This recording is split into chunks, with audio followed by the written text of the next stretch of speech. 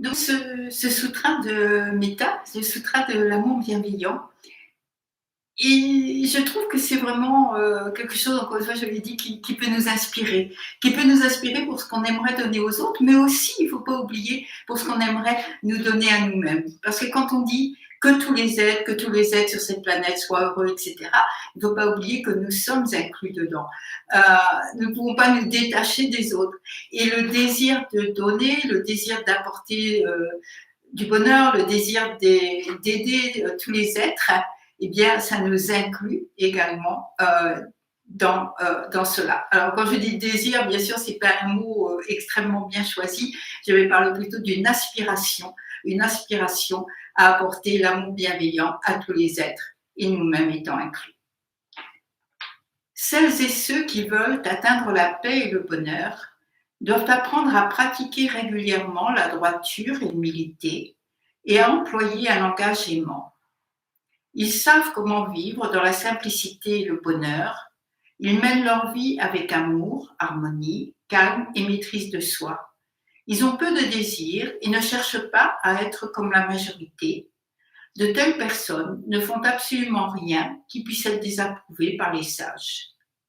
Et voici ce qu'elles contemplent en permanence. Que tous les êtres sur cette planète vivent en sécurité et dans le bonheur. Que leur cœur soit empli de bonté, de vertu et de liberté. Que tous les êtres vivent en paix, qu'ils soient frêles ou forts, grands ou petits, visibles ou invisibles, proches ou lointains, déjà nés ou encore à naître. Qu'aucun être ne tue ni ne fasse de mal à autrui. Que personne ne prenne à la légère la vie de quiconque. Que nul, par colère ou malveillance, ne souhaite de mal ou de souffrance à autrui.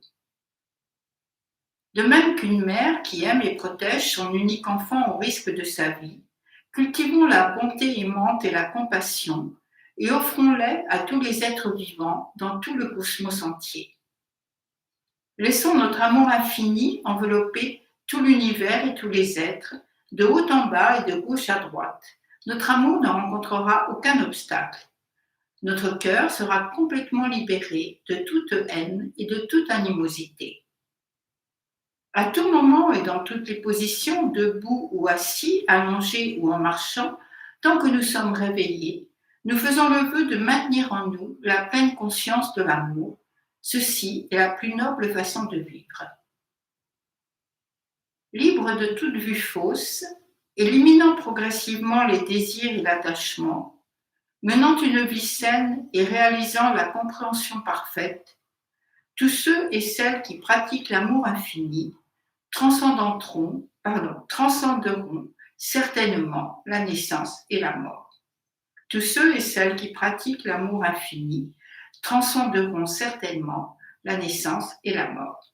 Voilà, le Karaniya Metta Sutra dans la traduction de Thich Nhat Hanh.